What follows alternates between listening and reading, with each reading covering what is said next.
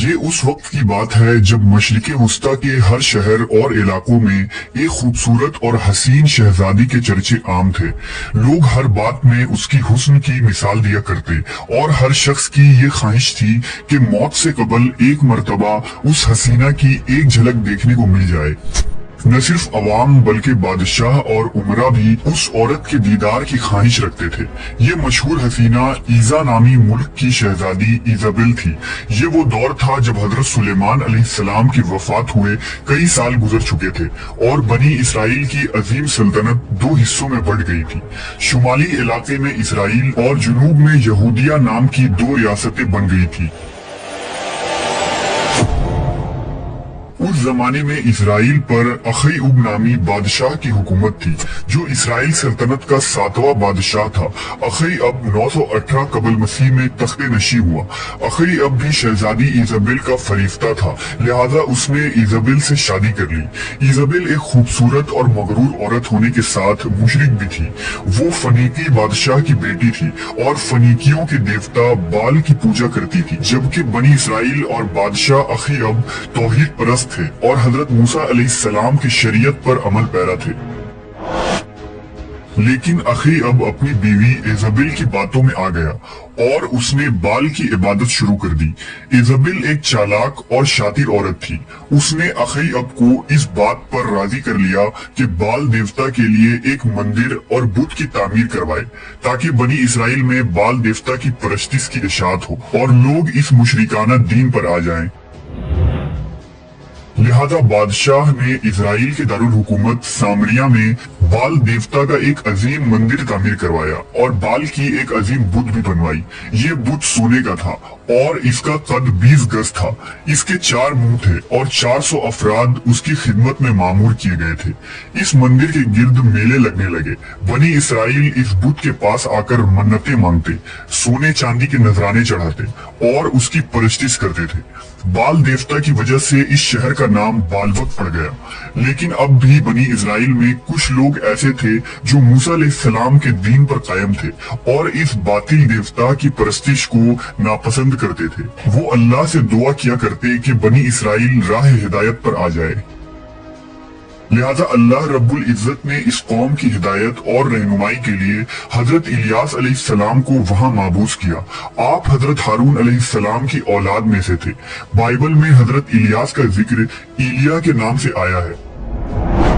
हजरत इलियास ने बालबुक शहर को दावत तौहीद का मरकज बनाया और लोगों को एक खुदा की परस्तिश की तरफ बुलाने लगे।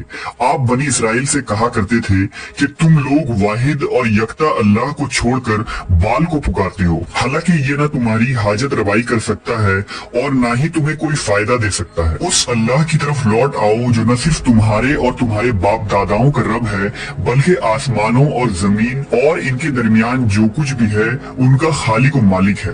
हजरत इलियास अलैहिस्सलाम के इस पैगाम को बनी इसराइल ने झुठला दिया और सरी इनकार कर दिया। जब आपने बादशाह अखईउब और मलका इजाबेल को दावत दी तो उन्होंने भी आपकी बात नहीं मानी।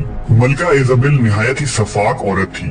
उसने महसूस किया कि हजरत इलियास अलैहिस्सलाम उसके और उसकी हुकूमत के लिए खतरा साबित हो सकते हैं। लिहाजा बादशाह के साथ उसने मंसूबा बनाया कि हजरत इलियास को शहीद कर दिया जाए।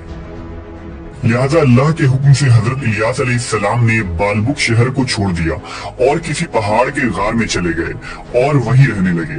आपके जाने के बाद इजराइल में कहत साली पड़ गई और 3 साल तक मुसलसल बारिश न हुई। फसल तबाह हो गए और लोग एक एक बूंद पानी को तरसने लगे। मुल्क में लूट मार और चोरी डकैती बढ़ गई, यहाँ तक कि बनी इसराइल ने अखईउब के महल को भी घेर लिया और उसके एक हिस्से में आग लगा दी।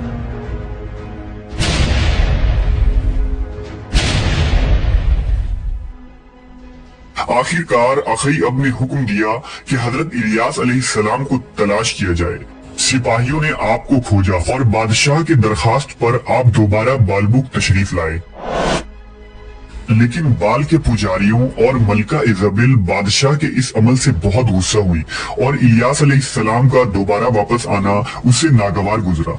हजरत इलियास ने बादशाह और बनी इसराइल के सामने एक तजवीज रखी कि बाल के बड़े पुजारी अपने माबूद के नाम पर जानवर की कुर्बानी दें और मैं अपने माबूद अल्लाह के नाम पर कुर्बानी दूंगा। जिसकी कुर्बानी कबूल हो गई उसका खुदा बरहक साबित होगा और फिर पूरी कौम उसी माबूद से बारिश की दुआ करेगी।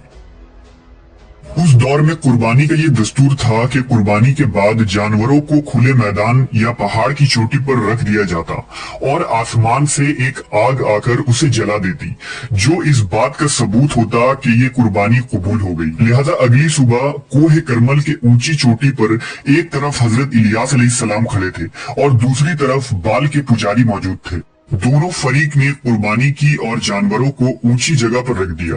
पुजारियों की कुर्बानी वैसी ही रखी रही, जबकि आसमान से एक गैबी आग नमूदार हुई और उस आग ने हजरत इलियास अलैहिस्सलाम के कुर्बानी को जला दिया।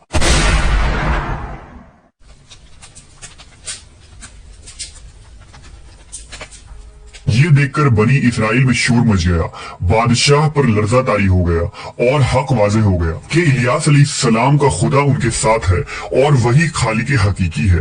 लिहाजा अखईउब ने इलियास अलैहिस्सलाम से माफी मांगी और पुजारियों को कत्ल करने का हुक्म दे दिया। हजरत इलियास ने अल्लाह से बारिश के लिए दुआ की। देखते ही देखते आसमान पर घटाएं छाने लगी और मौसलाधार बारिश शुरू हो गई।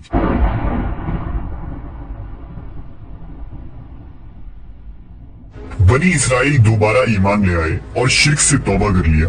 दूसरी तरफ मलका इजाबेल बुत परस्ती पर कायम रही और दिल में ये तहिया कर लिया कि वो इन पुजारियों का बदला हजरत इलियास अलैहिस्सलाम को कत्ल करके लेगी। अपनी सफाकी और चालाकी से उसने अखईउब को फिर बहकाना शुरू किया। बादशाह उसकी बातों में आ गया और दोबारा बाल की पूजा शुरू कर दी।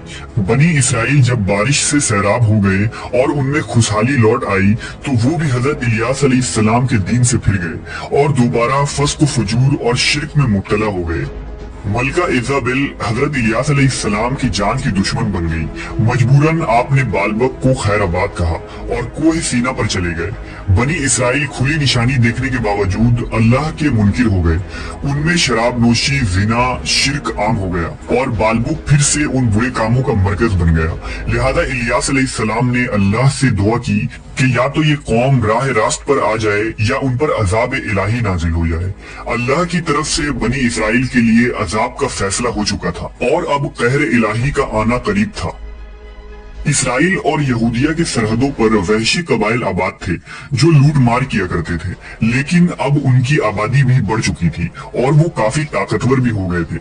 उन्होंने इसराइल पर हमला कर दिया और सारे शहर में लूट मार करके आग लगा दी। पूरा शहर तख्त ताराज हो गया। हर तरफ लाशें और बर्बादी दिखाई देती थी। इस वहशी कौम ने अखईउब, मलका इजाबेल और उसके बेटे को भी कत्ल कर दिया और वो मलका जिसे अपनी ताकत, बादशाहत और हुस्न पर इतना गुरूर था, जब वो मरी तो उसके जिस्म को सड़कों पर फेंक दिया गया और बनी इसराइल ने अपनी आंखों से देखा कि बहुत सारे जंगली कुत्ते उसकी लाश को नोच नोच कर खा रहे थे। उस वक्त ना तो उसका देवता बाल काम आया और ना ही कोई बातिल माबूद। आज बालबुक शहर लिबनान के नाम से मौजूद है, जहां उस जमाने के खंडरात आज भी उस दौर की शान शौकत और तबाही की गवाही देती है, जो ता क़यामत नौ इंसानी के लिए इबरत है।